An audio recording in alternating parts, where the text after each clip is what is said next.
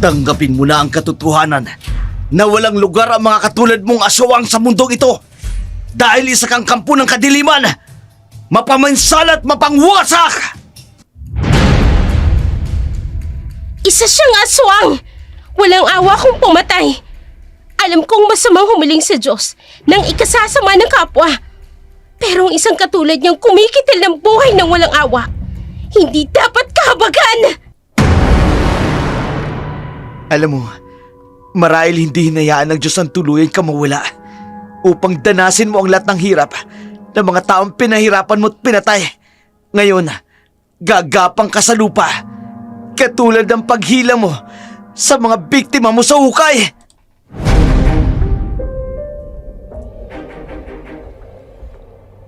Isang mapagpalang araw po sa inyo, Dark Shadow. Itago na lamang po ninyo ako sa pangalang Rosemary. Ang kwentong ito ay tunay na nangyari noong taong 2011. Nasa huling taon lamang po ako noon sa kolehiyo. Payapa naman po ang lahat hanggang dumating ang isang pangyayari na tuluyang gumulo sa aming buhay. Upang lubos niyo pong maunawaan, hayaan niyo pong ikwento ko sa inyo ang lahat.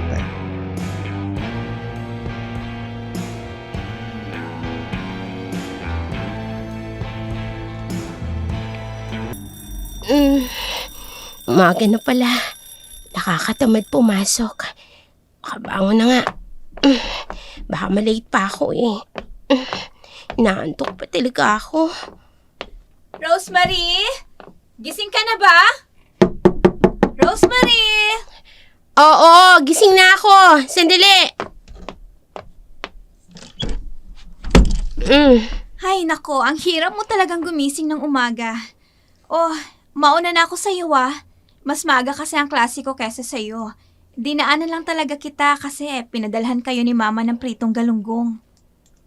Ang sweet talaga ni Tita Noriel. Kaya namimihasa si Mama na walang luto. Palaging sinasalo ni Tita. Sinabi mo pa? Hoy, maligo ka na. Baka mamaya, malate ka. Magkaklase tayo sa subject na cervictus. Oo na, maliligo na. Ingat ka sa biyahe ha. Oo, sige. Teka nga pala. Nag-reply na ba sa'yo si Emily? Hindi pa nga eh. Kagabi pa yun hindi nagre-reply. Hindi bale, magkikita naman na kami mamaya. Sa bagay. O sige, kailangan ko nang umalis. Bye, Rose! Bye, Sed!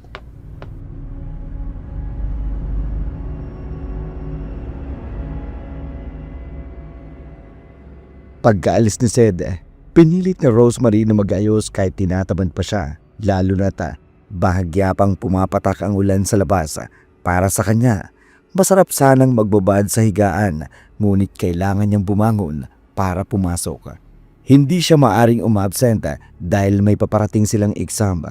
Pagkatapos niyang gawin ang kanyang morning routine, agad siyang nagtungo sa sakayan ng jeep. Siksikan at punuan ito. Dahil maraming estudyante rin ang papasok sa kanilang paaralan, sa wakas, nakasakay na rin siya. Habang nasa loob ng jeep, may narinig siyang mga usap-usapan. Totoo ba yung balita? Ang alin? Ang tungkol dun sa pinatay na estudyante sa kabilang university? Oo, yun nga. Grabe daw ang pagbatay. Ay, totoo yun. Kawawa nga eh. Sino kaya daw ang pumatay, no? Ay, kasalukuyan pang iniimbestigahan ng mga pulis. Naku, sana mahuli ka agad dahil kawawa naman yung pinatay na estudyante. Ay, oo nga. Patay na estudyante? Pero sino kaya? Kawawa naman siya. Kung sino man siya, sana makamit niya agad ang hustisyang nararapat para sa kanya.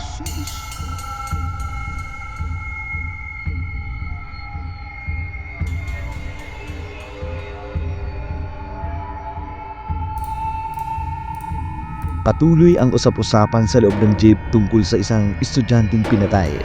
Tahimik na nakikinig si Rosemary sa mga nag-uusap.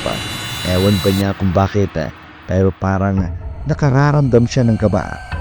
Pagsapit niya sa kanilang universidad, nagtataka siya nang makitang may mga pulis sa labas ng gate. Maraming estudyante ang nagkukumpulan. Dahil sa pagtataka, Dali-dali siyang pumasok sa loob. Doon ay napatda siya sa kanyang nakita.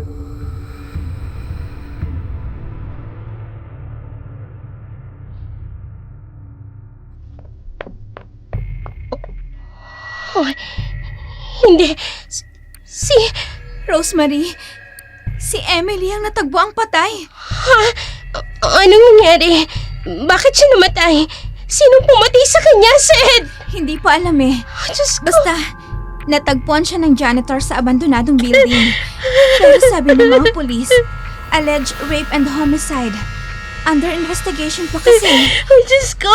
Ang kaibigan ko! Sinong may gawa nito sa kanya? Dadalhin ng Soko ang bangkay upang masuri ng forensic team para sa medical legal examination at matukoy ang tunay na sanhi ng pagkamatay ni Emily. Hindi ko akalain na siyang pinatay na estudyante na pinag-uusapan kanina sa jeep. Seth, hindi ko rin akalain na sasapitin niya ang ganito kabrutal na pagpatay. Kailangang mahuling may gawa nito sa kanya. Mahuhuli din ng taong may gawa nito, Rosemary. Pero sa ngayon, kailangan na nating pumasok sa first period natin. Hindi tayo pwedeng magtagal dito. Diyos ko, si Emily. Sino may gawa nito sa kanya? Sino?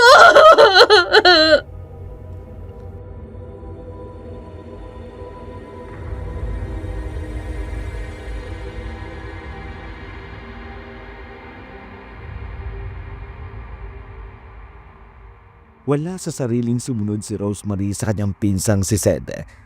A regular student ito, kaya meron silang subject na pareho. Alam din itong matalik na kaibigan niya si Emily. Muli siyang naiyak nang lingunin ang bangkay ng kanyang kaibigan. Dilat ang mga mata nito na parang takot na takot. May marka sa liig na parabang kinalmot ng mahaba at matatalas na kuko. Pagbasok nila sa classroom, nakasalubong niya ang kanilang dean na si Dean Hippolito.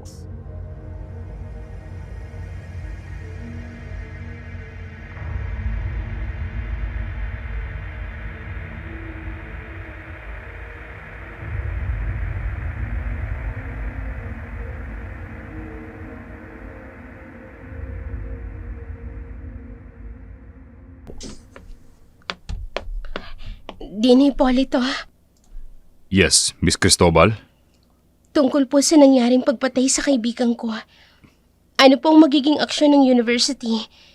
May lead na po ba kung sinong pumatay kay Emily? Miss Cristobal, nakikipag-cooperate na ang university sa mga pulis. Sila na ang bahala tungkol dyan. Maiwan na kita dahil marami pa akong kailangang asikasuhin. Pero, Dean, Pasensya na, Miss Cristobal. Pero marami pa talaga akong dapat gawin. Saka na lang tayo mag-usap kapag maayos na lahat. nagmamadali siyang umalis. Pero bakit parang balisa siya? Teka, si James, mabuti naman narito siya. Lalapitan ko siya. James! Rosemary, ikaw pala.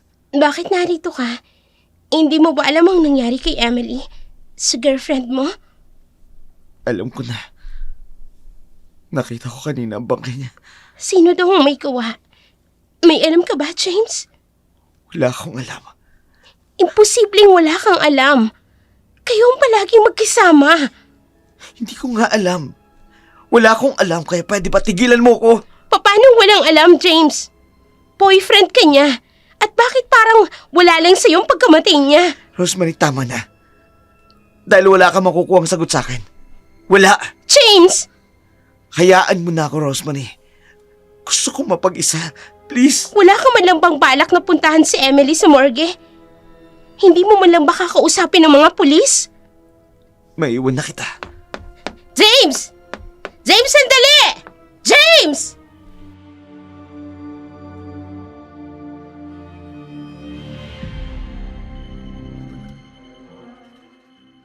Naguguluhan at naiinis si Rosemary sa tila kawalan ng interes ni James sa nangyari kay Emily.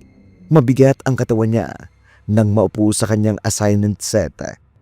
At muling nilingon si James sa kasalukuyang tulala. Nakatingin lamang sa labas ng bintana at nakahalukip-kip. Muling umagos ang luha sa mga mata ni Rosemary dahil sa awa at paghihinagpis sa pagkawala ni Emily.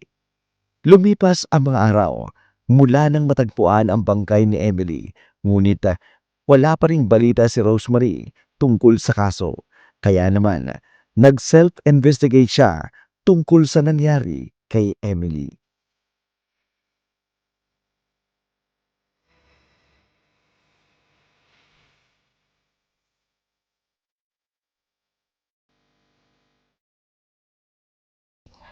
Ayon sa mga nakakita kay Emily ng araw na yun, kasalukuyan silang magkasama ni James sa cafeteria habang nag-snack. Kung ganun, imposibleng wala siyang alam. Dahil siyang huling kasama bago nangyari yun. Ay, Rosemary, alam kong masakit sa'yong nangyari kay Emily. Sobra, Seth. Kailangang magbayad ng kung sino man ang may gawa nito sa kanya. Ginagawa na ng mga pulis ang investigasyon. Hindi ka na dapat nakikialam pa. Hindi pwede, Seth. Ang bagal umusad ng investigasyon nila. Kailangan kong mag-set up upang malaman kung ano talagang nangyari. Naiintindihan ko ang punto mo.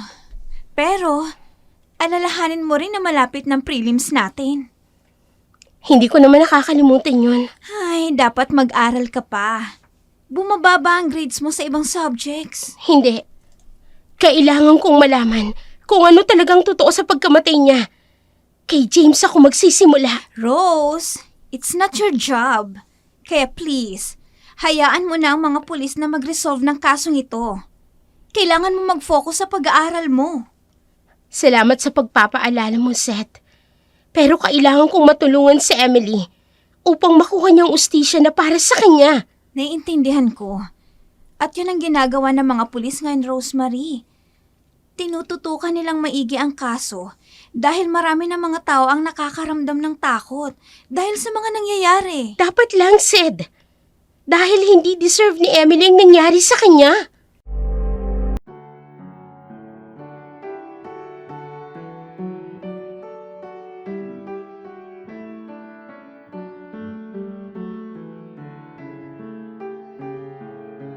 Hindi nakinig si Rosemary kay Seth.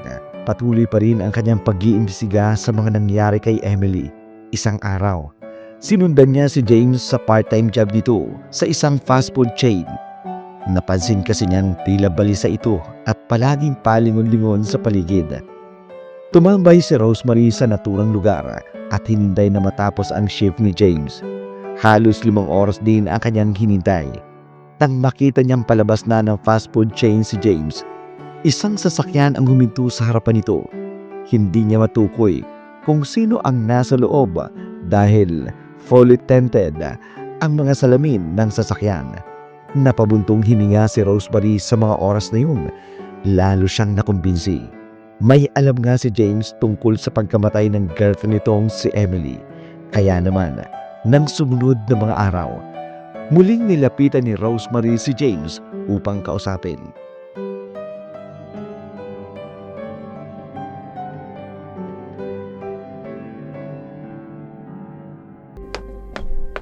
James! Sandali lang! Ano bang kailangan mo, Rosemary? Kailangan nating mag-usap Tungkol saan? tungkol sa nangyari kay Emily. Ilang beses ko bang sasabihin sa'yo? Wala akong alam sa pagkamatay niya. Wala nga ba talaga? Bakit ka ba laging umiiwas? Pinagbibintangan mo ba ako? Bakit may itinatago ka ba? May alam ka ba? Wala akong alam. Kaya nga pwede ba, Rosemary? Tigilan mo na ako. Nagluluksa din akong katulad mo. Nagluluksa ka. Pero bakit parang wala kang interes na alamin kung ano talagang nangyari sa kanya, James? Dahil ba may alam ka at itinatago mo lang? Ikaw ang huling taong kasama niya bago siya pinatay. Are you accusing me of murdering my own girlfriend? Marahil oo. Pinagbibintangan kita. Dahil wala akong nakikita na kahit anong interes mula sa'yo tungkol sa kaso ng girlfriend mo. Ikaw dapat ang nangungunang maghanap ng katotohanan. Pero parang wala nang sa'yong lahat. How could you? Wala kang alam. Wala kang alam, Rosemary. Kaya wag mo kong pagsasalitaan ng ganyan. Then sabihin mo para maintindihan ko! I'm sorry. Pero kailangan ko pang mag-review para sa nalalapit na exam. Palagi kang ganyan, James. Palagi kang umiiwas. Hindi mo ako sinasagot ng diretso. Dahil wala naman ako kailangan sagutin. Marami! Ikaw ang boyfriend niya. Imposibleng wala kang alam sa whereabouts niya. Rosemary, ang kulit mo. Sinabi ko nang wala. Bakit parang wala kang interes sa kaso? Hindi ka rin nakikipag-ugnayan sa mga pulis. Bakit ko gagawin yun? Wala naman ako matinong masasabi sa kanila. Dahil wala akong alam. James naman! Kagaya ng sinabi ko kanina, aalis na ako dahil magre-review ako.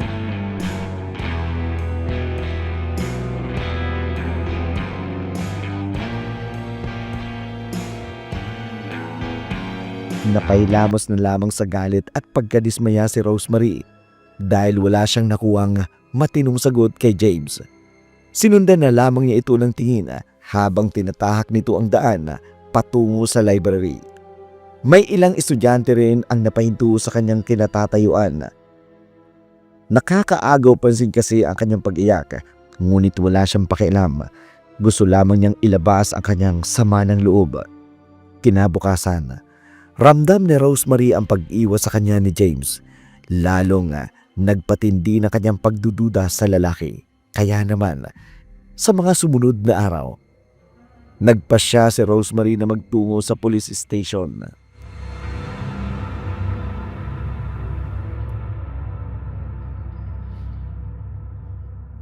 Kaibigan ka ni Miss Emily Toledo? Opo, magkaklase din po kami. Anong maipaglilingkod ko sa'yo, Miss Cristobal? Gusto ko po sanang malaman ang tungkol sa kaso ng kaibigan ko. May lead na po ba kayo? Kung sinong pumatay sa kanya? Sa ngayon, wala pa. Under investigation pa rin ang kaso ng pagkamatay ni Miss Toledo. We're currently gathering evidence we found at the crime scene. Ganyan po ba, sir? Makakatulong po ba kung sabihin ko sa inyo na may boyfriend si Emily? It depends, Miss Cristobal. But go ahead. May long-time boyfriend po si Emily. James Cuenca ang pangalan. Noong araw na natagpo ang patay si Emily, kinausap ko po siya. Pero parang wala siyang interes sa nangyari sa girlfriend niya. Sa mga nakaraang araw din po, tila palagi siyang balisa. At ayaw na pag-usapan ng tungkol kay Emily. May nakapagsabi rin po sa akin na siya ang huling kasama ni Emily bago siya natagpo ang patay. Salamat sa impormasyon, Miss Cristobal. Makakatulong po ba ito sa investigasyon ninyo? Sisiguraduhin naming maiimbestigahan ng mabuti ang lahat ng posibleng lead. Kabilang si James Cuenca. Mahalaga ang inyong mga obserbasyon para sa kaso. Gusto ko kasi talagang mabigyan ng hustisya ang nangyari sa kaibigan ko. Patuloy ang aming pag-iimbestiga at gagawin namin ang aming makakaya para matunto ng katotohanan. Inspector, hindi ako titigil hanggat hindi nalalantad ang buong katotohanan. Kami rin, Miss Cristobal. Isa itong kagilagilalas na krimen na dapat tutukan at tuldukan. Alam ko may tinatago si James at gagawin ko ang lahat para makuha ang hustisya na para kay Emily. Kaya please po, gawin niyo din po ang lahat. Makakaasa ka na gagawin namin ang lahat upang agarang mabigyan ng hustisya ang nangyaring krimen kay Miss Toledo. Maraming salamat po, sir.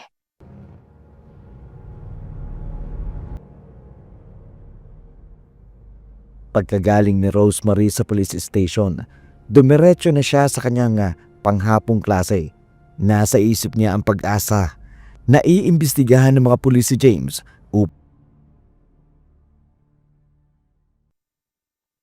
Inspector, hindi ko po maintindihan. Bakit niyo po ako dinala dito sa presinto?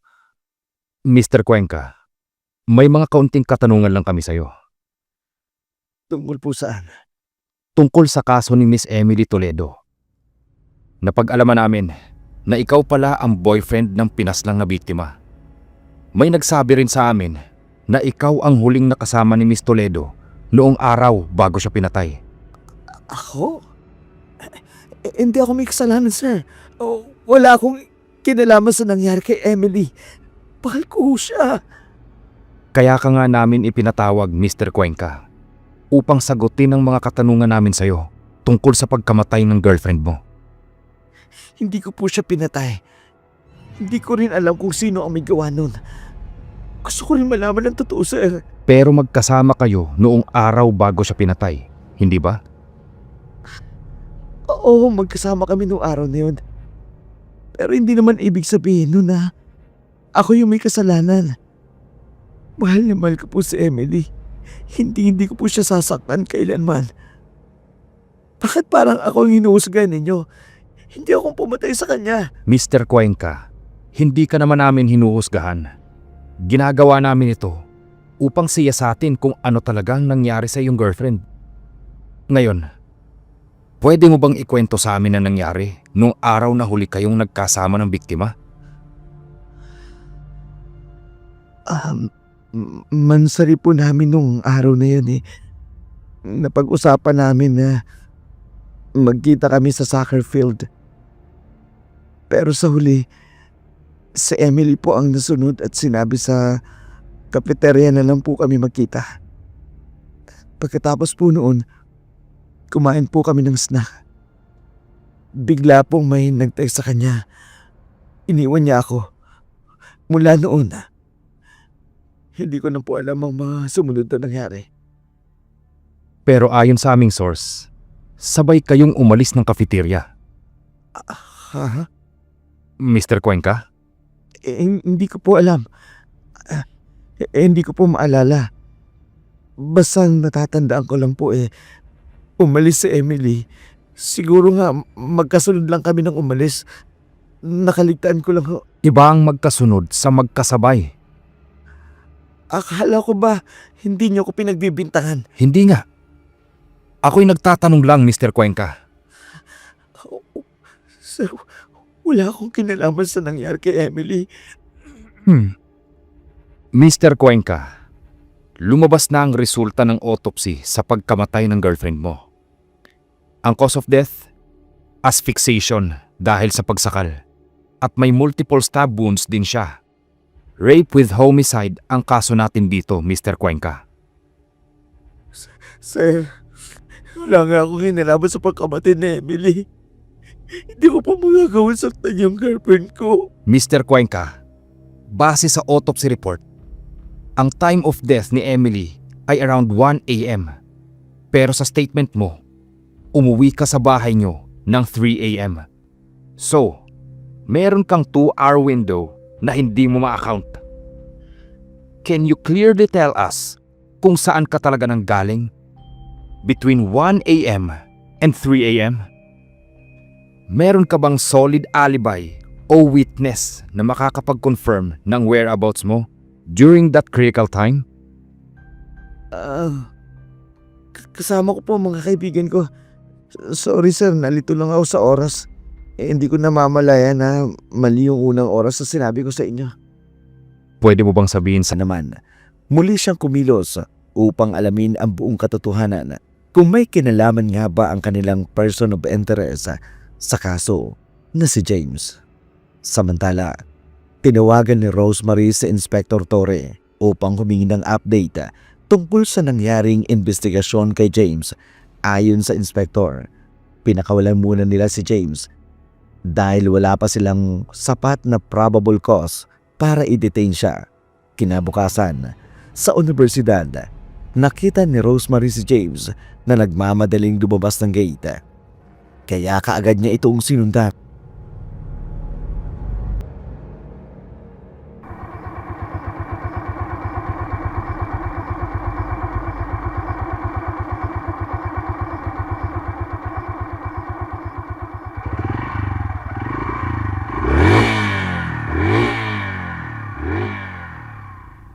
Ha?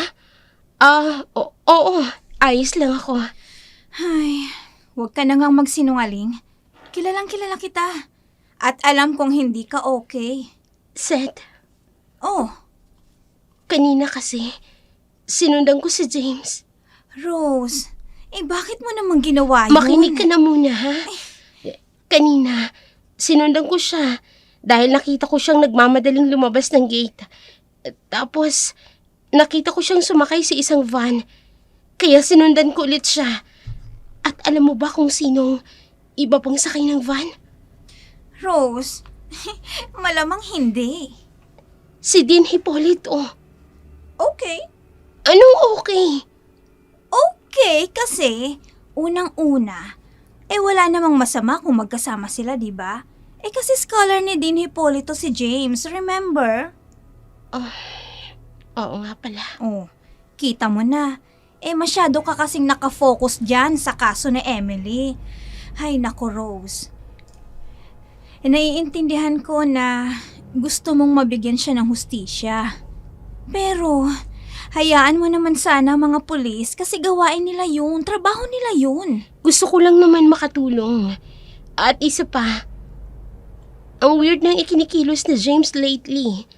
Parang wala siyang interes sa kaso ni Emily. Kayong boyfriend siya nito. Ay nako naman, Rose. Marahil naman nagluluksa lang si James. Iba-iba naman ang coping mechanism ng mga tao, no? Hindi, Sed. Iba ang pakiramdam ko.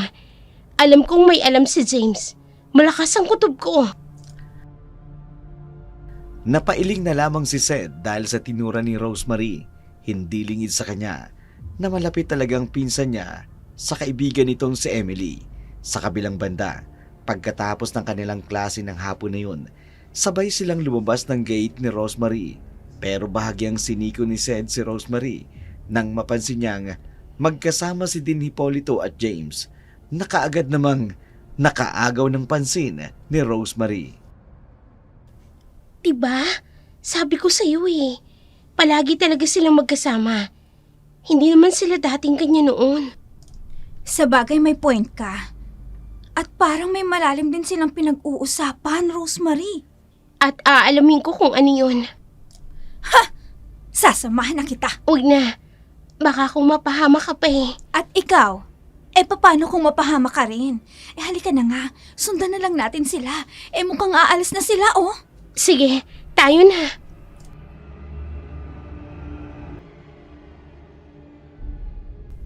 Sinundan na magpinsan si Dean Hippolito at James. Tumungo ang mga ito sa abandonadong building na siyang ipinagtaka naman nilang dalawa. Malapitan ko ang silid na pinasukan nila. Ha? Naku, wag na, Rose. Baka kung makita ka pa nila. Sed, kailangan kong marinig kung ano ang pinag-uusapan nila. Kung bakit kailangan dito pa sila mag-usap. Sige, pero mag-iingat ka, ha? Hindi nila pwedeng malaman na sinundan natin sila. Sige, dito ka lang ha. Okay, sige, dito lang ako. Uy, mag-iingat ka, ha? Oo, mag-iingat ako. Dahan-dahang lumapit si Rosemary sa kinaroroonan nila Hippolito. Mabagal ang bawat kilos niya at dahan-dahan ang pag-apak sa mga nagkalat na grapa at mga tuyong dakon. Sinikap niyang huwag makalikha ng kahit konting ingay na ikagagambala sa dalawa. Nang tuluyan na siyang makalapit sa silid, patago siyang sumilip sa loob. Kitang-kita niyang nakatalungko si James habang hawak ang ulo nito at nakayuko. Yumugyug din ang balikat nito na parang umiiyak. Si Dean Hippolito naman nakatayo habang ang mga kamay nakalagay sa magkabilang bewang. Madilim ang anyo. May sinasabi kay James, ngunit hindi iyon maunawaan ni Rosemary dahil hindi niya masyadong narinig ang pinag-uusapan ng dalawa. Kaya naman, bahagya pa siyang lumapit upang kahit paano may marinig siya sa pinagtatalunan ng dalawa. Ayusin mo yan! Kung ayaw mo mapahamak tayo! Wala akong kasalanan. Ikaw may kasalanan. At ako pa talaga ang sinisisi mo. Ginawa ko lang naman kung anong dapat. Hindi na kaya ng konsensya ko. Ayoko na. Hindi niya ako pinatatahimik. Kasalanan mo ang lahat ng to. Huwag mo akong sisiin. Tandaan mo to. Hindi dapat lumitaw ang pangalan ko dito. Sisihin mo ang sarili mo at hindi ako, James. Ikaw ang dahilan ng nangyari kay Emily. Hindi. Palabas na siya ng silid. Kailangan ko makapagtako. Hindi niya ako dapat na makita. Umayos ka, James! Wala akong kasalanan. Nakaalis na si Den Hipolito. Anong sinasabi niyang ayusin ni James? At sinong may kasalanan? Bakit parang pareho silang nagtuturuan? Kung ganun, tama ang hinala ko. Naman, kinagabihan, pinuntahan ni Rosemary si James sa tinitirhan nito. Nasa labas pa lamang siya ng pinto, narinig niya na ang mga sigaw ni James at malinaw na malinaw sa kanya ang mga sinabi nito. Binabanggit ang pangalan ni Emily. Tama na! Patahimikin mo na ako, Emily! Patahimikin mo na ako! Raula! Sinasabi ko na nga ba, may alam si James. Nabuksan ko ang Ayoko pinto. na!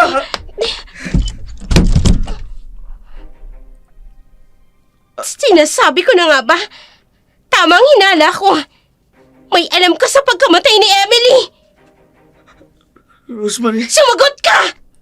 Ano ang kinalaman ninyo ni Den Hipolito sa pagkamatay ni Emily? Huwag kang umiyak, James! Sagutin mo ang tanong ko! inamin ko. May alam ako. Bakit inilihi mo? Bakit? Natatakot ako, Rosemary. Girlfriend mo si Emily. Bakit mo siya pinatay? Hindi ko siya pinatay. God knows na hindi ko kaya pumatay ng tao. Lalo na si Emily. Kung ganon, sinong pumatay sa kanya? Sino? Si Den Hipolito. Ano? Si Den Hipolito pumatay sa kanya. Bakit hindi mo sinabi sa mga pulis? Bakit nagsawalang kibo ka? Wala ba talagang halaga sa'yo si Emily? Mahalaga siya sa akin. Pero may mga bagay na kinatatakutan kong mangyari sa Mas inuna mo pa talagang takot mo kaysa bigyan ng hustisya ang kaibigan ko. Kayong alam mo naman pala, simula pa lang kung sinong pumatay sa kanya. Rosemary, natatakot ako. Tinakot ako ni Den Hipolito na papatay niya ako at ang lolo ko. Marami kang pagkakataon na pwedeng sabihin sa mga pulis ang lahat. Pero pinili mong wag gawin! May relasyon sila! Ano? Si Emily at si Den Hipolito. May relasyon sila. Nagsisinungaling ka. Hindi totoo yan! Totoo! Natuklasan ko yun at nag-away kami ni Emily. Sa galit ko, kinumpronta ko si Den Hipolito. Tinakot ko siya. Naisisiwalat ko ang relasyon nila ni Emily. At anong nangyari? Bakit niya pinatay si Emily? Upang pagtakpan ng kababuyan at ang reputasyon niya. Pinatay niya si Emily. Upang takutin na huwag isisiwalat ang lihim nilang relasyon. Diyos ko, Nandun ako, Rose. Nandun ako. Pero wala akong nagawa. Ikilapos niya ako. Ginahasa niya at pinahirapan si Emily sa harapan ko. Napakalupit nila. Pagkatapos kasain at pahirapan ni din si Emily, nilaslas niya ang liig dito sa harapan ko. Paulit-ulit niyang sinasaksak si Emily hanggang sa mamatay siya. Tapos nilapitan niya ako. Tinakot niya ako kapag nagsumbong ako. Papatay niya ako at si Lola. Sabi niya walang maniniwala sa akin. Kaya wala akong ibang magawa, Rose, kundi ang manahimik na lang. tuwag ka, James! Mas pinili mong maging bagang buntot mo kaysa panindigan kung ano katotohanan. Kung hindi mo kayang gawin, ako ang gagawa. Rose, wag. Kung mahal mo ang pamilya mo, huwag kang gagawa ng ikapapaamak nila. Huwag mo akong igaya sa'yo na isang tawag. Rose, bumalik ka dito! Rosemary! Dinig ni Rosemary ang boses ni James na tumatawag sa kanya. Ngunit hindi niya ito pinakinggan. Nagmamadali siyang umalis sa tinitira nito at umuwi sa kanilang bahay. Balak sana niyang tawagan sa Inspector Torre, ngunit sumagi sa isipan niya ang sinabi ni James. Kaya naman, kinabukasan, kinausap niya ang kanyang pinsang si Sed at ibinahagi ang kanyang natuklasan. Diyos ko! Hindi ko lubos maisip na may relasyon sila. I mean, kilala si Din Hipolito na dedicated at devoted sa kanyang asawa't anak. Isusuplong ko siya, Seth. Rose, wala kang ebidensya. Hindi ka pwedeng magsuplong lang ng basta. Pero inamin na mismo sa akin ni James. Oo na, sige na, inamin nga niya sa'yo. Pero wala ka namang ebidensya na magpapatunay na umamin nga siya sa'yo. Paano kung baliktarin ka niya? Sa'yo na mismo nang galing, natakot siya kay Dean.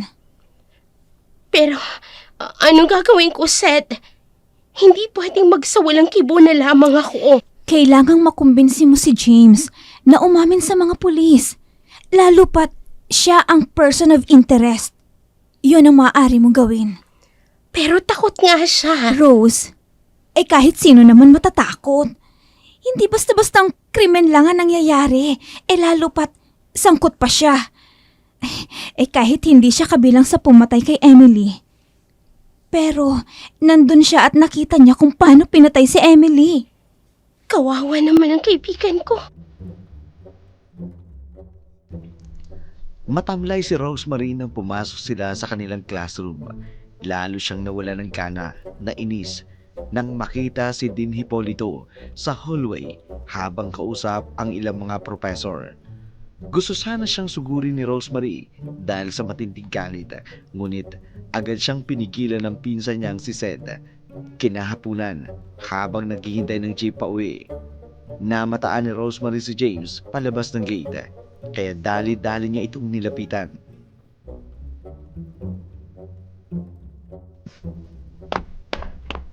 James? Rosemary, pakiusap. Layuan mo na At ako. bakit? Natatakot ka? Ayoko madami ka sa gulo. Maraming mata si Dean Hipolito.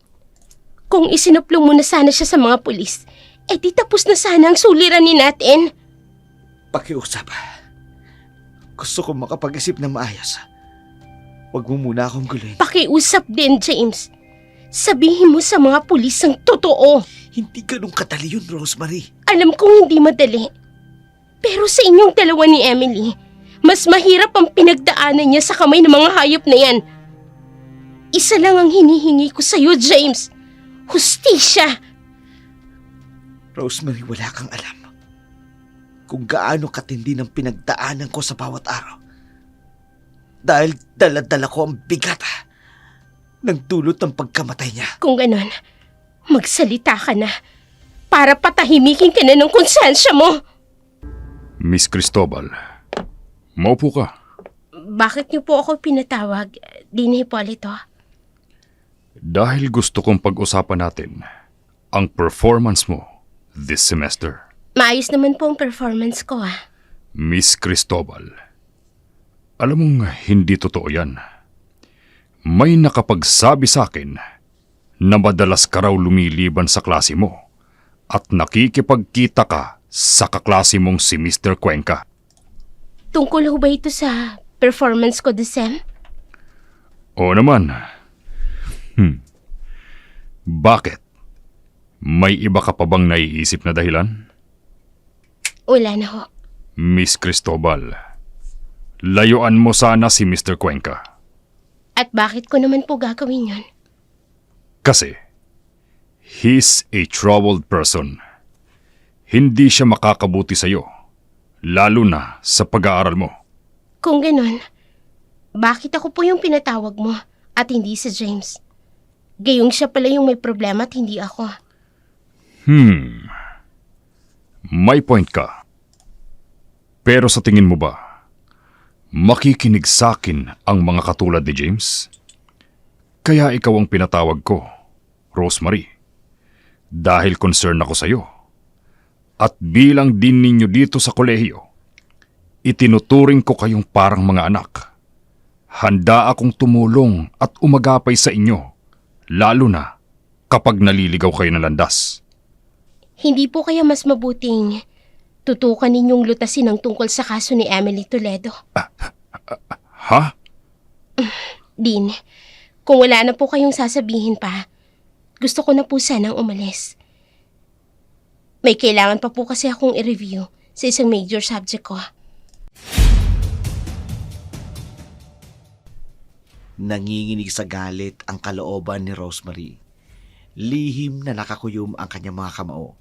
Gustong-gusto niyang sumbatan si Dean Hipolito, ngunit pinilit niyang maging kalmado kahit pakiramdam niya sasabog na siya.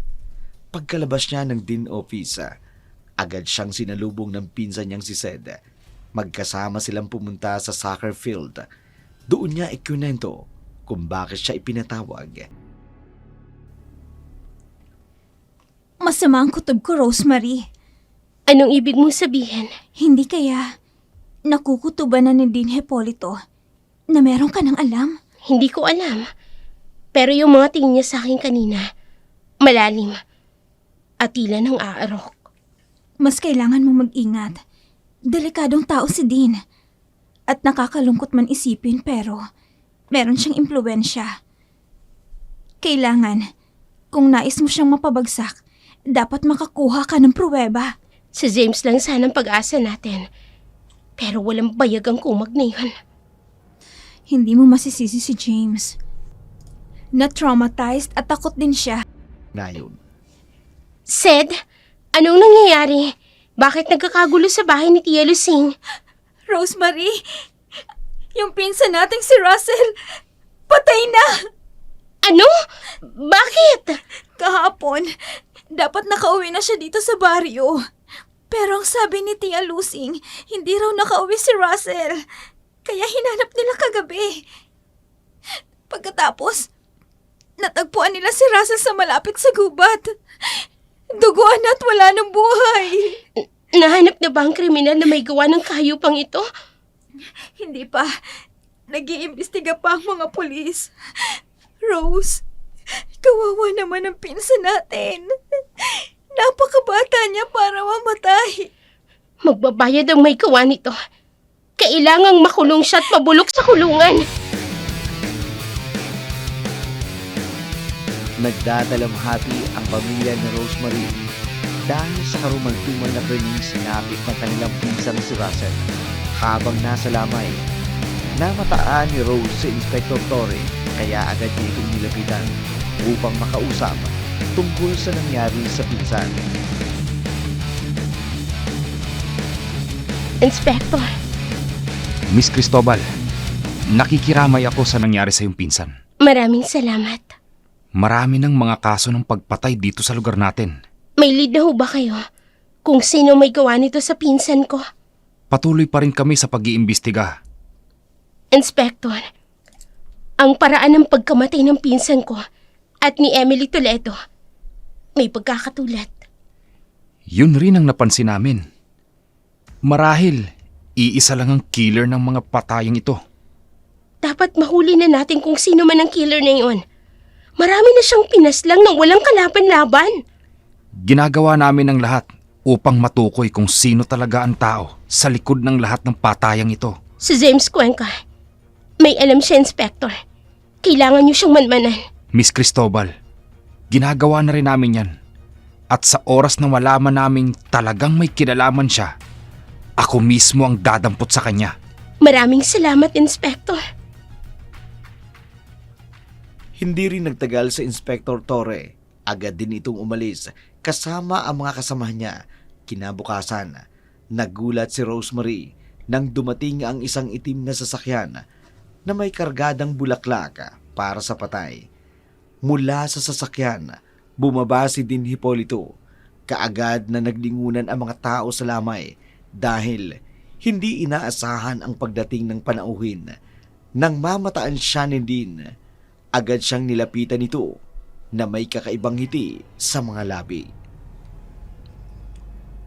Nakikiramay kami sa pagkamatay ng pinsan mo, Miss Cristobal. Nahuli na ba ang may gawa sa kanya ng karumal-dumal na krimeng ito? Hindi pa. Pero sisiguraduhin po namin din. Mahuhuli ang sino mong may sala sa pagkamatay niya. Ipagdarasal ko yan. Hayop ka. Kung hindi masamang pumatay, baka pinatay na kita. Miss Cristobal, saan ba namin pwedeng ipwesto bulaklak ng patay na dala namin? Kahit dito na lang ho sa labas. Puno na kasi sa loob. Wala nang espasyo para sa bulaklak na dala ninyo. Sayang naman. Mamahaling bulaklak pa naman ang dala ko. Tapos, mukhang mababasa lamang ng ulan. Maiwan ko na ho kayo. Marami pa ho akong dapat asikasuhin. Nagpupuyo sa galit si Rosemary. Madilim ang kanyang mga mata habang sinusundan ng tingin si Dean Hipolito. Ngayon ay kinakausap ang kanyang tiyahin na umiiyak para itong maamong tupa. Madali nitong namamanipula ang mga tao sa paligid pero alam ni Rosemary na peke ang lahat ng kabutihang ipinapakita nito. Kinabukasan, pumasok na uli sa universidad sina Rosemary at ang pinsan niyang si Sed habang nasa hallway. Laking gulat ni Rosemary nang bigla siyang lapitan ni James. Ilang linggo na rin nang iwanan niya ang lalaki kaya't hindi niya inaasahan ang biglaang pakikipagharap nito. Rosemary, pwede ba kitang makausap? Himala yata, James. May lakas ng loob kang harapin ako ngayon. Alam ko, ilang beses kitang iniwasan.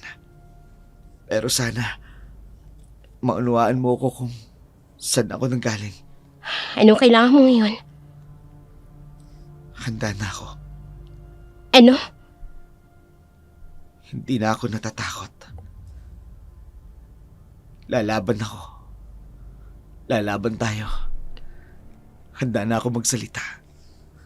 Sasabihin ko na sa mga pulis ang nalalaman ko tungkol sa pagkamatay ni Emily. Talaga? James, maraming salamat. Dahil alam ko, hindi titigil si Dean Hipolito. Ang pinsan mo. Si Russell? Bakit? May alam ka ba kung sinong pumatay sa kanya? Kutob ko lang. Pero ang uri ng pagpatay, parehong-pareho kay Emily. Ibig mong sabihin, maaaring si Dinang... May posibilidad. Siya lang naman ang kilala kong makagagawa ng ganitong klaseng krimen. Kung ganon, kailangan natin siyang isuplong kaagad, James. Ngayong darating na weekend, samahan mo ko. Pupunta ako sa presinto. Sige, focus na muna tayo sa exam natin ngayong weekdays. Mauna na ako sa'yo, Rosemary. Baka may makakita pa sa atin na nag-uusap uli. Sige. James, Bakit? maraming salamat. Wala kang dapat ipagpasalamat sa akin. Nung ko pa dapat ito ginawa, hindi ko na dapat pinatagal pa. Ang mahalaga, handa ka nang itama ngayon ang pagkukulang mo.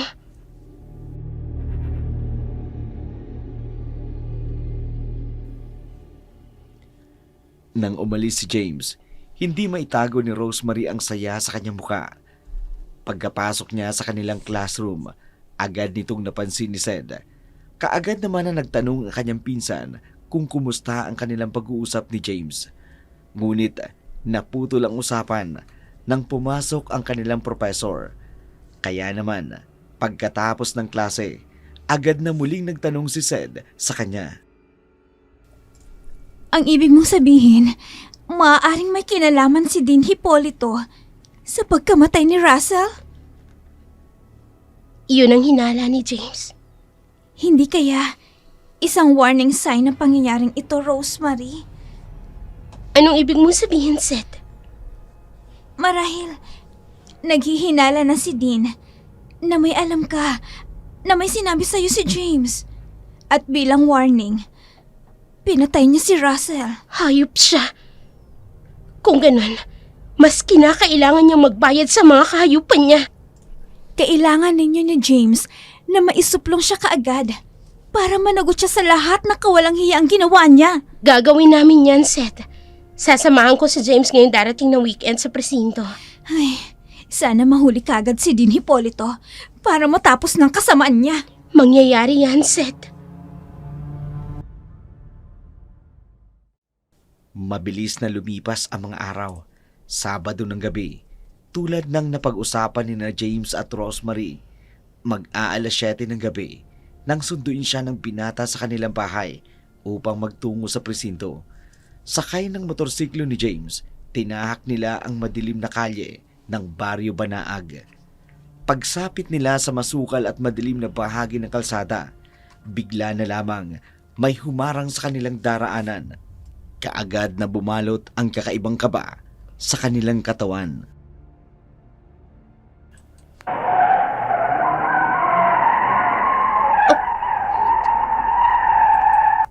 James, may mga sasakyang humaring sa atin.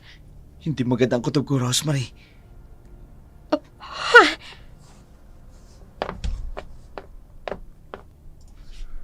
Magandang gabi sa inyong dalawa.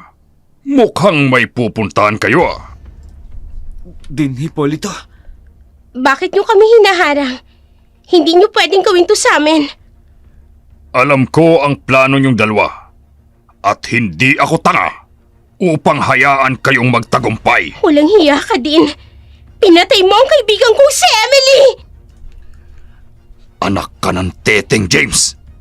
Hindi mo magawang pigilan ang kakatihan ng bunganga mo. Sinasabi ko na nga ba, ikinanta mo sa babaeng ito ang sikreto natin. ikaw, huwag mo kong idadamay. Dahil hindi ako mamamatay taong katulad mo. Pinatay mo sa Emily upang pagtakpan ng mga baho mo.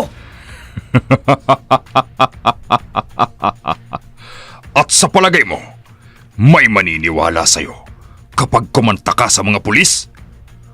Wala! Dahil mas paniniwalaan nila ako kesa sa inyo. Kung ganun, bakit hindi mo kami hayaang pumunta sa presinto nang magkaalaman tayo? Damputin ang mga tarantadong yan! Dalhin sa hideout natin! Masusunod, amo. Ano ba? Bitiwan niyo nga ako! Bitiwan niyo siya! Ito sa'yo! Tumigil ka! James! James, wala pa ni isang nabuhay matapos malaman ang sikreto ko. Itali ang ulupong na yan at ikarga sa sasakyan! Ano ba? Bitiwan niyo ako! Sumama ka lang kayo! Tulong! Bilisan niyo ang pagkarga sa mga yan sa sasakyan! Bago pa tayo makaagaw ng pansin! Kahit anong pagpupumiglas ni na Rose at James, wala silang nagawa laban sa mga tauhan ni Hipolito. Sapilitan silang isinakay sa sasakyan at nilagyan ng piring ang kanilang mga mata. Samantala, kinabukasan, pumunta ang ina ni Rosemary sa bahay ng pinsan nitong si Sed. Umiiyak siya habang tinatanong si Sed kung may alam ito kung saan pumunta si Rosemary dahil nawawala raw ito.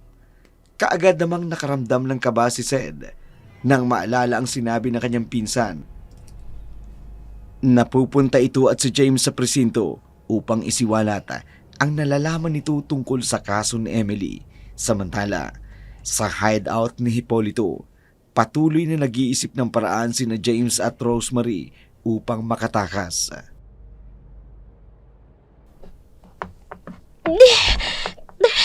Mahigpit ang pagkakatali nila sa akin. Hindi ko maigalaw-galaw mga kamay kong nakagapos. Ako rin. Pero dapat makalis tayo dito, Rosemary. Dahil kung hindi tayo aalis dito, hindi tayo kayang mabuhay ni Dean Hipolito. Diyak napapatay niya tayo. Talagang natunugan nilang plano natin laban sa kanya. Marami siyang mga mata sa paligid. Hindi siya basta-basta nuutakan. Patawarin mo ko, Rosemary. Sana noong preliminary investigation pala, Sinabi ko na kay Inspector Torre ay nalalaman ko. Huwag mong sisihin ang sarili mo. Ang mahalaga, makatakas tayo dito upang makapagsumbong tayo sa mga pulis.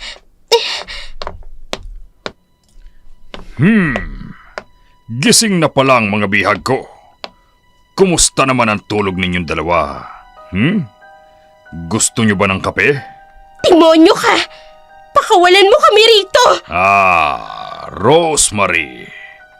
Ayos ka lang ba? May kinikidnap ba na basta-basta na lang pinakakawalan? E di sana, kung ganun lang din naman pala, ay hindi na ako nagpakahirap na kidnapin kayo. Hayop ka! Wala kang awa. Anong gagawin mo sa amin, ha? Papatayin mo rin ba kami? Depende. Sa ngayon kasi, galit ako eh. Galit ako sa tarantadong to. James! Anong akala mo, James? Hahayaan na lang kita. Ako ang gumasto sa pag-aaral mo sa university. Inisponsoran kita bilang scholar ko. Tapos, gagaguhin mo lang ako. Ano ka? Siniswerte? Ha? Tama na! Huwag mo na siyang saktan! James, ayos ka lang ba? Sinipa ko siya ng 2 beses. Tapos, tatanungin mo kung ayos lang siya. Sira ba ang tuktok mo? Alam mo, ang dapat sa'yo, para maalog yung utak mo, sampalin ng ganito. Huwag mo siya saktan! Ako na lang ang saktan mo! Pinakaayaw ko sa lahat ay yung mga bobo. Yung obvious na, magtatanong pa. Sa oras na makawala kami rito, sisiguraduhin ko, mabubulo ka sa bilangguan! Yun ay kung makaalis pa kayo rito.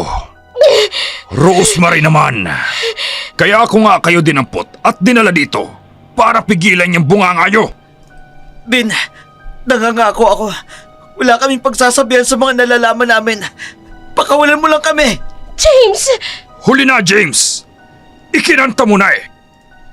Mamayang gabi, pagbalik ko, iisipin ko kung anong magandang kamatayan ang ipapataw ko sa inyo.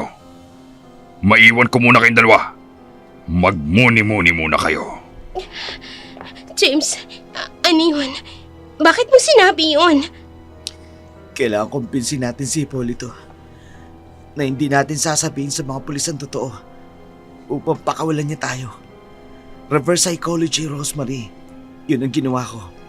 Pues hindi ko kaya maging plastic at magsinungaling sa harapan niya. Sa tingin mo ba, kapag namatay tayo pareho, may makakaalam pa ng totoo? Sisikapin nating makatakas, James. Kumuha tayo ng ibang paraan dahil hindi ko kaya makitang pagmumukha ng demonyong Hipólito na yan. Naawa si Rosemary sa kalagayan ni James. Nakabaluktot ito dahil sa sakit mula sa 2 beses na pagsipan ni Hipólito. Naiiyak ang dalaga sa pinaghalong takot at kaba. Naisin man niyang makatakas, hadlang sa kanila ang mga gapos at ang mga bantay ni Hipólito. Sa kabilang dako naman, dahil sa matinding pag-aalala, pumunta si Sed sa presinto upang alamin kung dumaan nga ba roon sina James at Rosemary. Doon ay naabutan sa Inspector Torre na halatang abala kung anuman ang tinatrabaho nito. Magandang araw sa iyo, Inspector. Magandang araw din, ma'am. Pwede ka bang malaman kung anong sadya mo? Kasi po yung pinsan ko pong si Rosemary Cristobal. Alam ko po na kilala niyo siya. Oo. Si Miss Cristobal. Kilalang kilala. Bakit po? Anong tungkol sa kanya? Umalis po kasi sila kagabi ni James Cuenca. Magtutungo daw po dito sa presinto. Pero hindi pa ho sila umuuwi hanggang ngayon. Ma'am. Duty po ako kagabi. Pero hindi sila pumunta rito. Ano ho? Diyos ko. Di kung ganun, nasa na sila? Ang mabuti po siguro, ma'am. Maupo ka muna. Salamat ho, Inspector. Naku, Baka po may ginawa ng masama sa kanila si Dean Hipolito Rodriguez. Teka lang ma'am, hinay-hinay lang. Ano ang ibig mong sabihin? Anong kinalaman dito ni Dean Hipolito? Kasi si James po kasi, yung boyfriend ni Emily Toledo. Inamin niya na po kasi kay Rosemary na si Dean Hipolito ang pumatay kay Emily. Ano? Sir, hanapin niyo po ang pinsan ko. Natatakot po ako eh. Baka po ano nang nangyari sa kanila. Sir, pakiusap. Nawala na po ako ng isang pinsan. Ayoko na pong pati si Rosemary mawala din. Umiiyak si Sed sa presinto, ngunit hindi pa 24 oras na nawawala si James at Rosemary. Hindi pa ito idinideklarang missing person ng mga otoridad. Samantala, sa Inspector Torre naman, palihim na sinundan si Dean Hipolito. Hindi niya kasi maaring basta na lamang arestuin ito kung wala naman siyang hawak na magpapatunay na may kinalaman nga ito sa mga krimeng nangyayari. Hanggang kailan natin sinamanan ang taong yan? Hanggang makakuha tayo ng ebidensya na siya nga ang nasa likod ng patayan sa bayang ito. Alam kong darating ang oras na matitimbog din natin yan. Naniniwala ka bang may kinalaman nga siya, Inspector?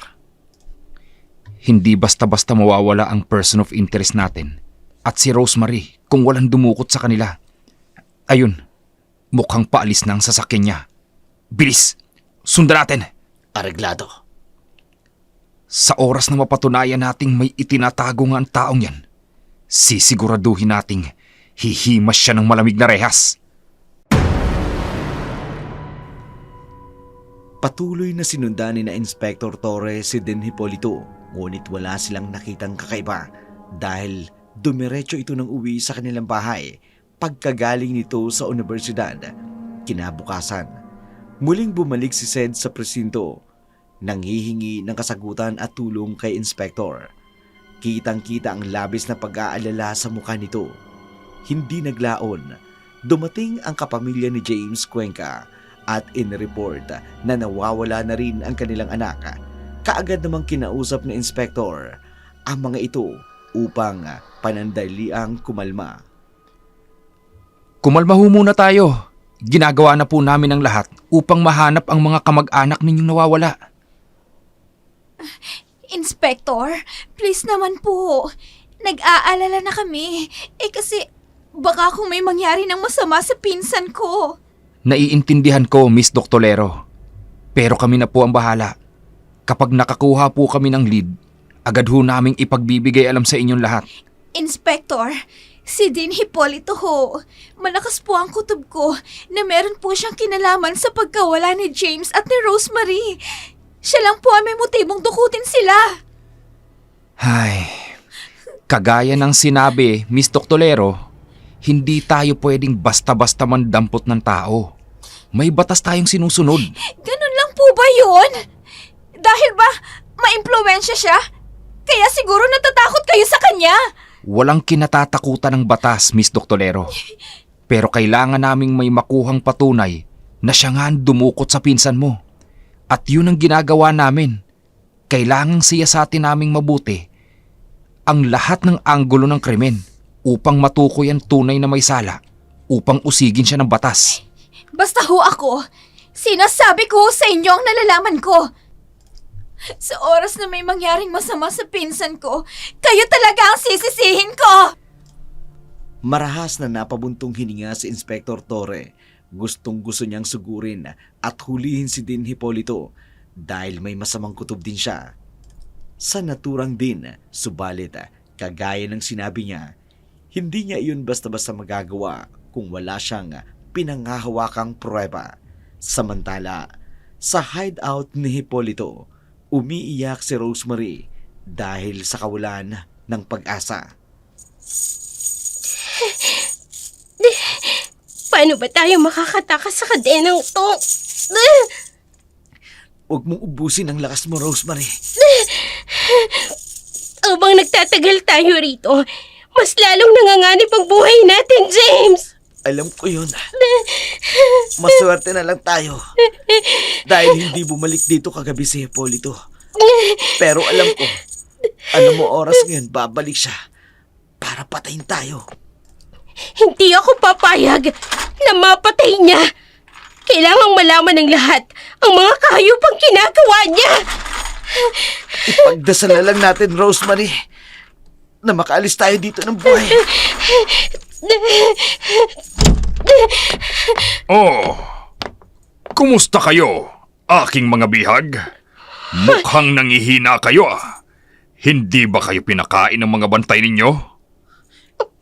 Din, pakawalan mo na kami. Pangako, walang makakalam ng lahat ng to. Hindi kami magsusumbong sa mga pulis. Alam mo, James, katulad ng sinabi ko, pinagkatiwalaan kita. Ginastosan bilang scholar ko. Pero tatraidorin mo rin lang pala ako. Dahil hindi siya kasing halang ng bituka mo. Rosemary. Sa totoo lang, matalino ka. Pero pakialamera ka. Alam mo, hindi ka na sana nadadamay dito eh. Kung hindi mo lang inudyukan itong gagong ito na magsumbong sa mga pulis. Dahil nararapat ka lang na makulong. Huwag kayong mag-alala.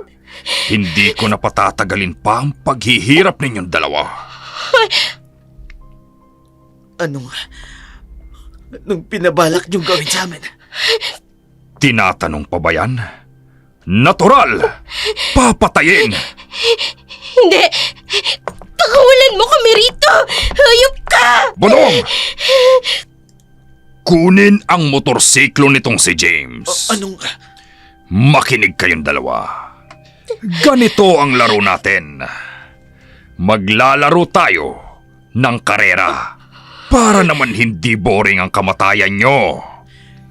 Hayop ka, Hipolito! James, dapat inalam mo muna yan bago mo ko kinalaban. Ngayon, balik tayo sa laro ng kamatayan ninyo. Ang gagawin nyo, sasakay kayo sa motorsiklo. Tapos, hahabulin namin kayo. At sa oras na mahuli namin kayo, hindi ko na siguro kailangan pa na sabihin kung anong kahihinatnan nyo. Hindi ba? Bakit mo ginagawa sa amin to? Sayang naman kasi. May mga sasakyan naman tayo. Di gamitin na natin para pang karera. Kesa naman tumakbo kayo, baka sabihin nyo, may sasakyan naman, hindi ko pa ipinagamit sa inyo. Hayop kayo. Wala kayong kasing sama. Sige na! Sumakay na kayong dalawa sa motorsiklo at hahabulin na namin kayo. Bilis na!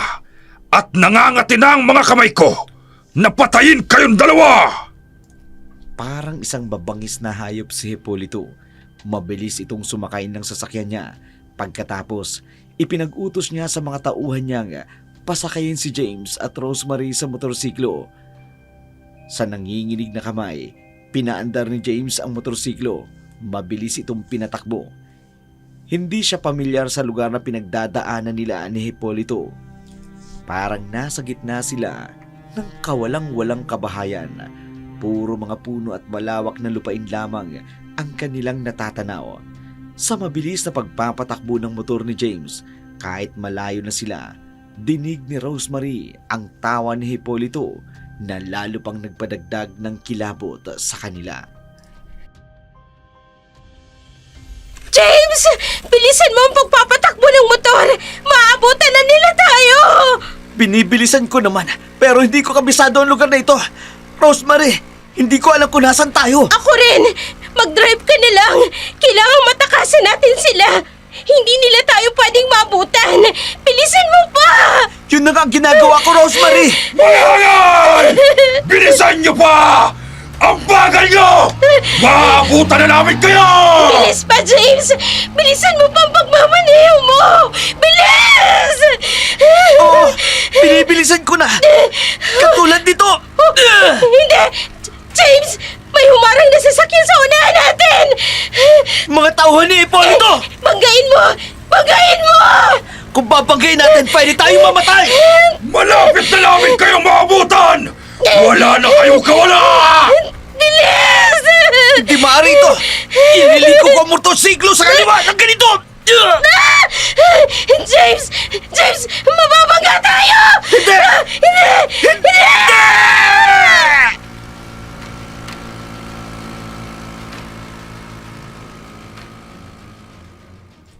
Nabangga ang motorsiklong sinasakyan ni na James at Rose habang si Polito naman ay natutuwa dahil sa nangyari. Tumilapon ang dalawa sa damuhan dahil sa impact ng kanilang pagkakabangga. Sa kabilang dako naman, patuloy ang pag-aalala ni Sed kay Rosemary. Sumapit naman kasi ang gabi pero hindi pa rin nahahanap ng mga pulis. Wala pa rin ba talagang lead, Inspector?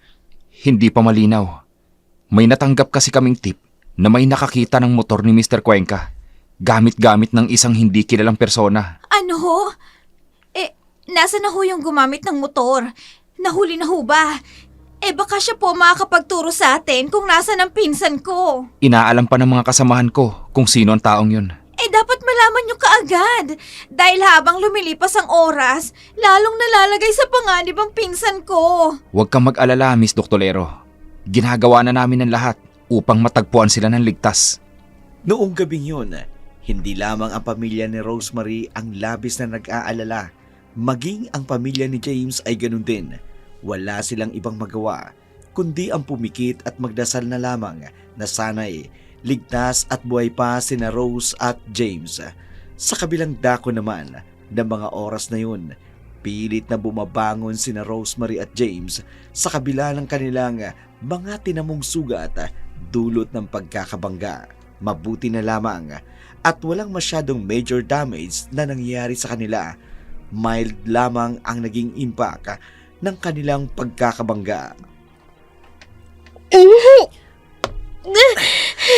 Rosemary, may malaking sugat ka. Kakayanin mo bang tumakbo? Tingnan mo nga naman. Buhay pa rin kayo. Gusto nyo talagang ako ang tumapos ng buhay nyo? Din, pakawalan mo na kami. Hayaan mo na kami. Hindi ko hahayaang makatakas ka, James. Matapos mong malaman ang sekreto ko, ikonsidera mo na ang sarili mong patay. Katulad nito! Itong ganti ko! Ginagalit mo ako. Sige, pagbibigyan kitang tarantado ka. Tanggapin mo to! Itong ganti ko sa'yo!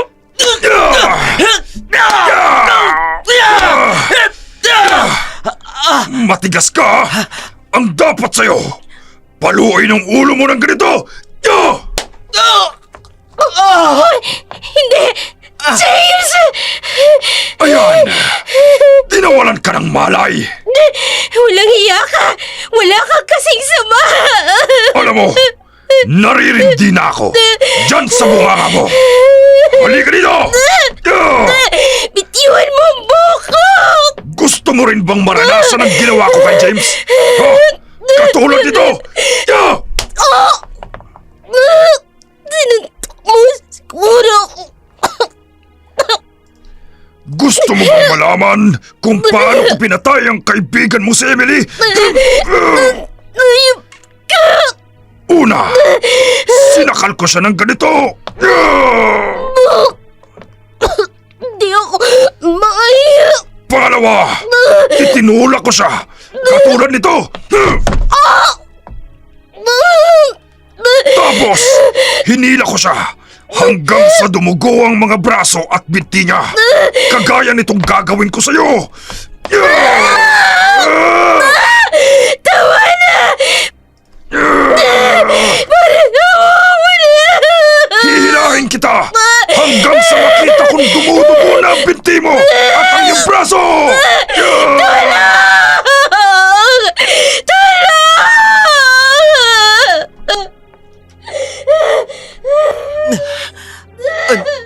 Diyos ka, si Rosemary, inila siya ni Polito sa lupa. Diyos ko, Tulungan niyo po kami. Ang cellphone ko. Tama. Ang cellphone ko. Tatawag ako sa emergency hotline. Ito, mabuti na lang. Hindi niya naisipang kunin sa bulsa ko. Habang nakagapos kami, idadial ko ang emergency hotline. Uy! Tingnan mo nga naman. Gising ka na pala, James. Akala ko, hindi ka na magigising. Ang tibay rin ang bungo mo. Ang bilis mong balikan ng malay. Bitiwan mo siya. Wala siyang laban sa'yo. At sinong may laban sa akin? Ikaw? Wala na kayong magagawa pa. Dahil pareho na kayong mahina at sugatan ngayon. Ayoko nang patagalin pa to. Umaangat na ang bilog na buwan. Papatayin ko na kayong dalawa. Pero, uunahin kita, James. Tanggapin mo ang talas ng aking mga kuko! Lubayan mo siya! Pinalo mo ko ng kahoy! Maldita ka! Akala mo ba may magagawa yan? Pues, ginalit mo lang ako. Ito ang bagay sa'yo, babae ka! Yan ang bagay sa'yong pakialamera ka. At ikaw, James, ito na ang katapusan mo. Tanggapin mo ang pangalawang saksak galing sa matatalas kong kuko.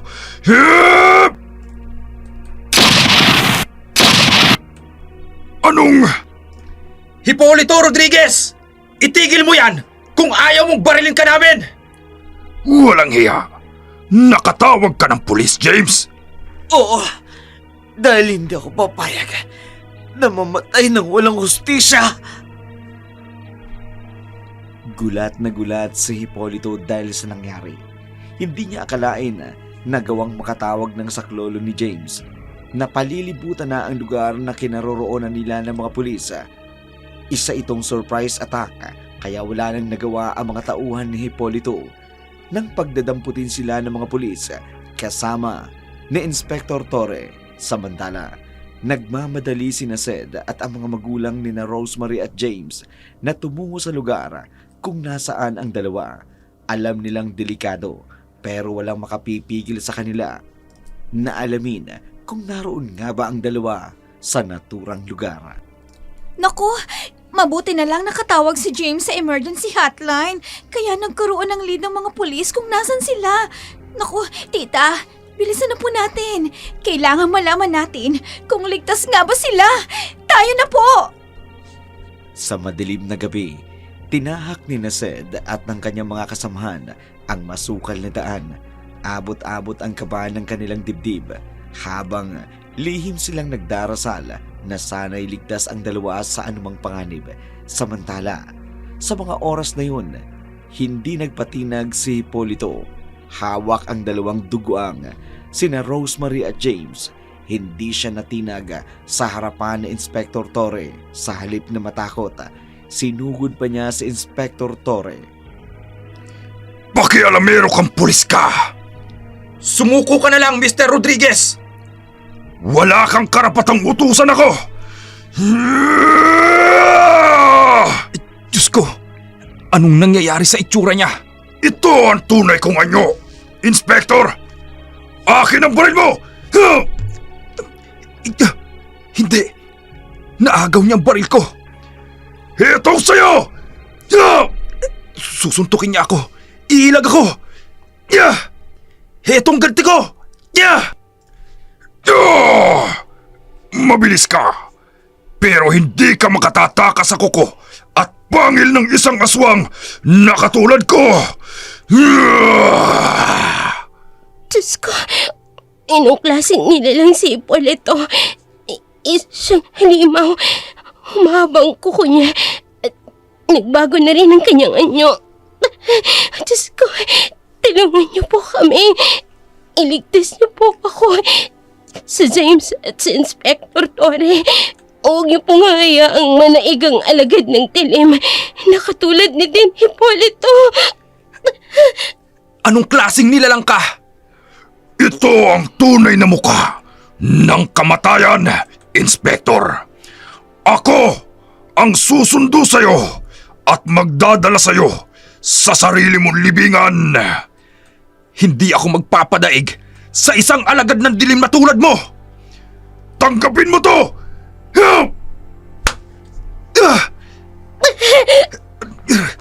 Rosemary! Inspector, kunin mo na po ang baril mo. Hayop ka talagang babae ka! Kukunin ko ang baril! Hindi mo basta-basta makukuha yan! Ito ang dapat sa baril mo! Inspector, sinipa niya ang baril. Tumila po nito sa malayo. Ikaw na babae ka! Nakakadalawa ka na! Halika rito! Tatapusin na kita! Iwan mo ako. Hindi ako makaya. Wala kang kadala-dala! Inuubos mo ang pasensya ko! Iwan mo siya!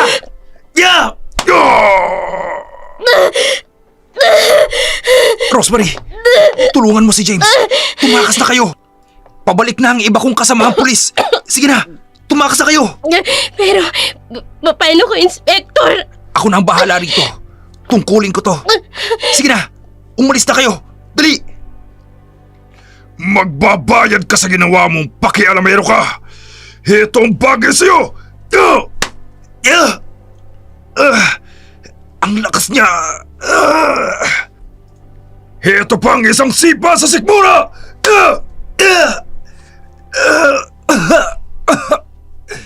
Walang hiya. Heto rin ang ganti ko sa'yo! Hinding-hindi ako matatablan ng karampot mong lakas! Ito pa ang suntok! Tanggapin mo!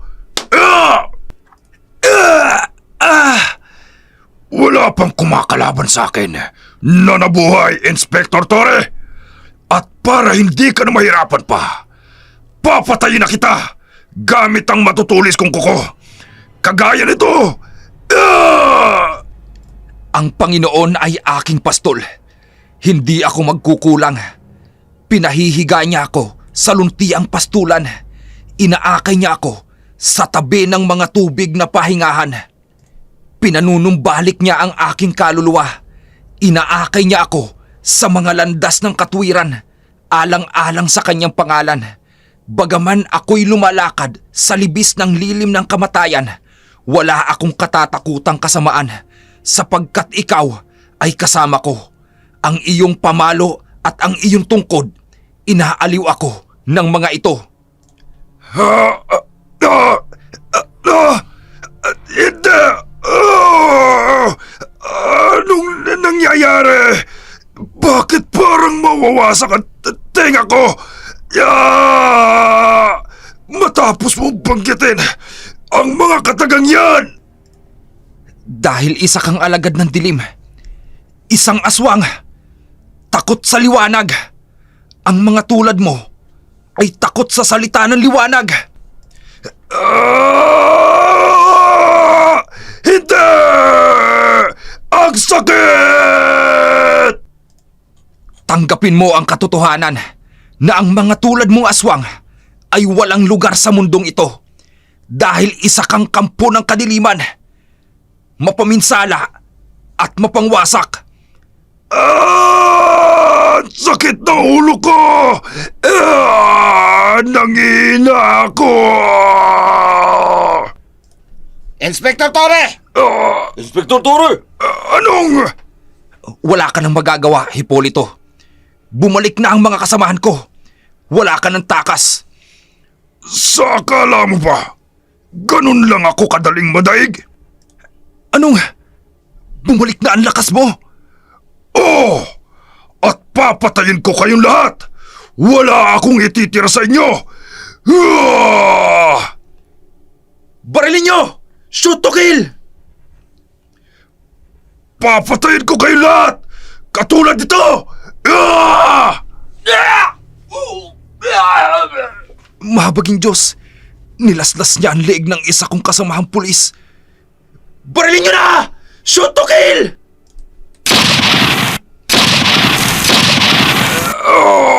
Hindi! Pinapaulan na nila ako ng bala! Mamatay ka na, Hipolito! Uubusin ko ang bala ng baril ko sa katawan mo ng ganito!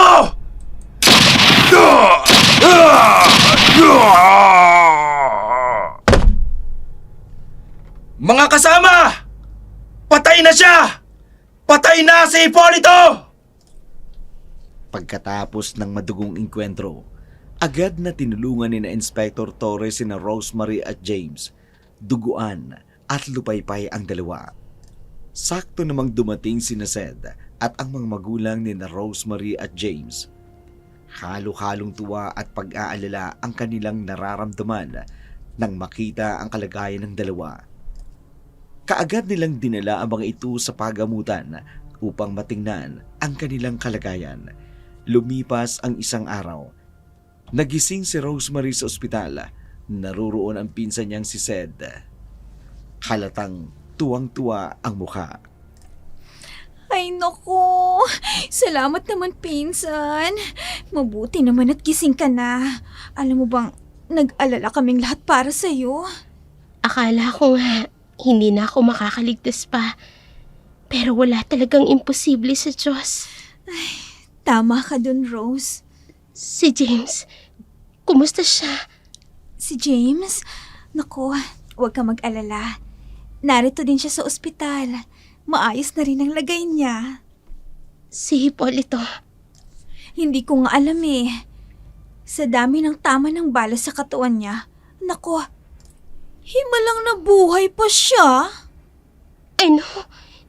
Sed, hindi tayo ligtas. Isa siyang aswang. Papatayin niya tayo. Rosemary, hindi niya na magagawa yun. Hawak na siya ng mga pulis. At saka isa pa, hindi na rin siya makakalakad. Matindi ang naging tama ng mga bala sa mga binti niya. At kailangan na tong putulin. Dapat lang yun sa kanya. At napag-alaman din ng mga pulis na siya ang pumatay sa pinsan nating si Russell. Hayop siya. Napakasama niya. Wala siyang kaluluwa. Isa siyang halimaw. Isa siyang aswang. Walang awa kung pumatay. Alam kong masamang humiling sa Diyos nang ikakasama ng kapwa. Pero ang isang katulad niyang kumikitil ng buhay ng walang awa, hindi dapat kahabagan. Matapos makalabas sina Rosemary at James ospital, kaagad silang ipinatawag para sa unang paglilitis ng kaso kay Hipolito. Doon ay muling humarap sa kanila ang walang awang nilalang na nagpahirap sa kanila. Nasa wheelchair ito, putol ang isang kamay. Kung sa isang normal na tao, maaaring kaawaan ang itsura na sinapit nito. Pero para sa manakaaalam ng katotohanan, sa lahat ng kasamaang ginawa nito, masasabi mong tama lamang ang sinapit niya. Pagkalabas nila ng trial court, nilapitan ni James si Hipolito. Magpasalamat kayo, James. Dahil may sumaklolo sa inyo, kaya hindi ko kayo tuluyang napatay. Ganyan nga ang kalagayan mo.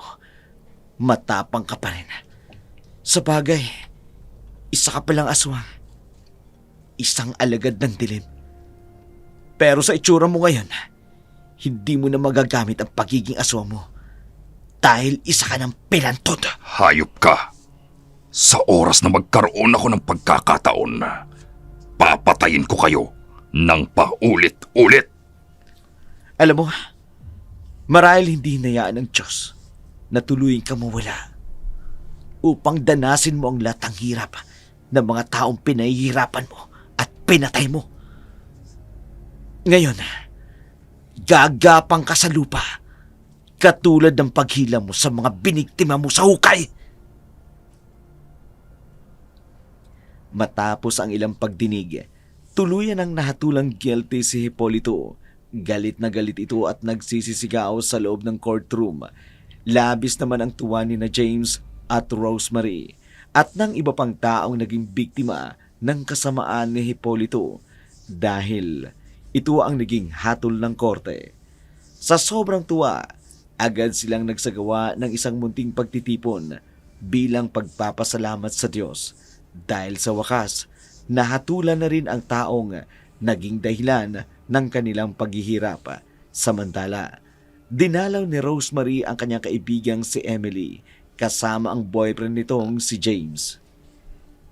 Emily, kumusta ka na?